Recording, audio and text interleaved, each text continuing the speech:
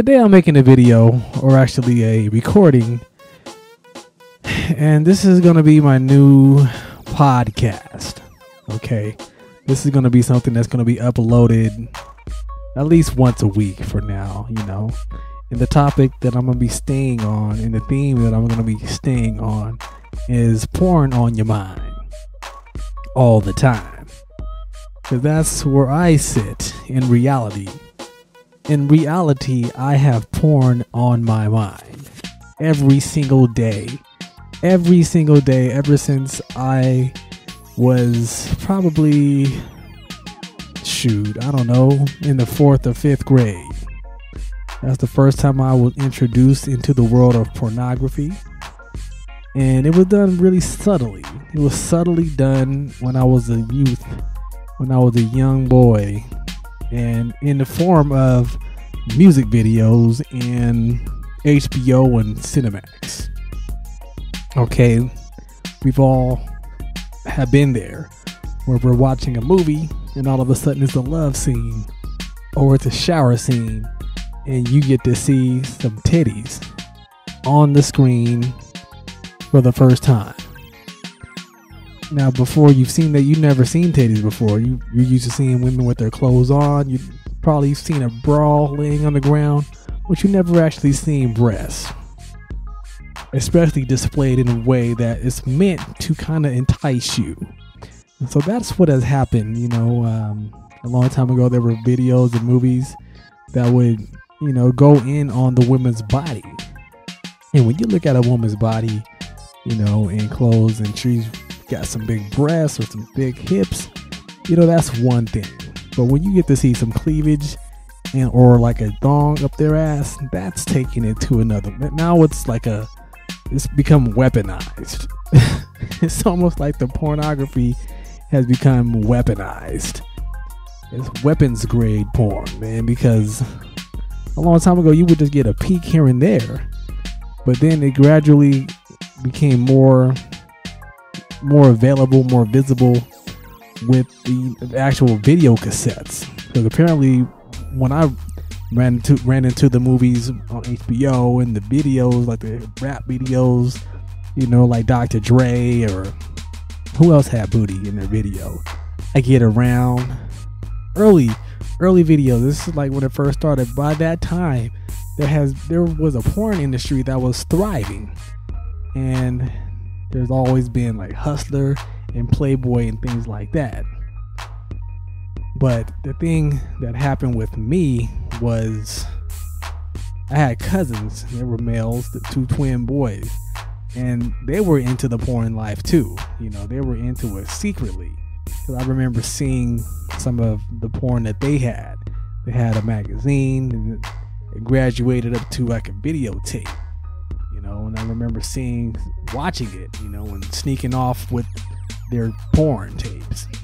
First time I ever saw a pornography video with a girl getting it doggy style, I was hooked like no other. I couldn't turn away from it. I wanted to see it as long as I could. And then the clip started getting better. Then it was this one girl, her name was Janet Jack Me. I saw her getting it from the back, and then it was the money shot, and her ass was jiggling so crazy, and I couldn't believe it. I was hooked. From that point on, I was hooked on porn, and I couldn't wait to sneak away from everybody and sit and look at it for longer, ready to blast off, because that was the first time I started having those feelings. So then it gets even stronger when you get the internet. And then that's when it got really out of control.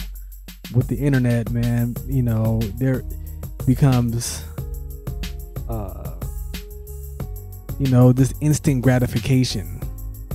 Because before it used to be the video cassettes, and you would have to wait until you were like 18. If you weren't 18, you could, somehow find your uncles or some older males. You could find their stash of Playboy magazines somewhere. Sometimes you're not even looking for it, and bam, it's there. I remember one time I was with my mom at one of her friends' house when I was a kid. She was hanging out with one of her friends from back in the day, and I was in the bathroom just using the bathroom, and then I turned around, and there was like a magazine of some titties, and like it was like a porn magazine. It was like a scene in the magazine. I was in that bathroom for a long time looking at this magazine, and my thing was getting all hard and stuff, and I was like, man, I came out the bathroom feeling a certain way. I remember going into certain liquor stores, and they would have the magazine sections, and then you would have the other magazine section where everything was in plastic, wrapped in plastic. All the magazines were in plastic, and I would kind of glimpse over there and see girls posing on the magazines like naked and stuff. So that's how it started, and now it's snowballed into this giant internet demon, big titty, big booty, jiggly butt demon goddess that's just in my mind. And man, ever since the internet, man, ever since I can remember, man, I've just been drawn to these titties and ass on the internet, even more than actual living, breathing women. You know, I used to get my swerve on with a few of the ladies back in the day, but it wasn't the same as looking at it on the internet, because you can look at it as long as you want it. You had different angles and different themes, you know, different scenarios, and it was just better. It seemed like I wanted to have experiences like them. But then you start to realize that the porn world is real dirty and it's really not cool. So fast forwarding to right now, is I feel like I have a problem. And I think a lot of other people out there have the same problem. We just got porn on our mind all the time. We're sneaking away from everybody, waiting for everybody to kind of leave, and so we can get on to the internet and start to just indulge in hours and hours and hours of just non-stop big titties and non-stop big booties, titty fucking hand jobs, you know, all these different categories. You know, my favorite categories is big, huge, massive breasts. Big, huge, massive breasts. Big, huge, thick, big booties. You know, twerking. And it's to the point where it consumes my whole day. It's just, I can't stop thinking about it. Not that I'm sitting there all day looking at it, but all day I'm thinking about it. Thinking about getting home and seeing what I have downloaded and opening all of the little clips or the pictures up and just going in there and just having a good time with me, myself, and my cocoa butter and some napkins in the trash can.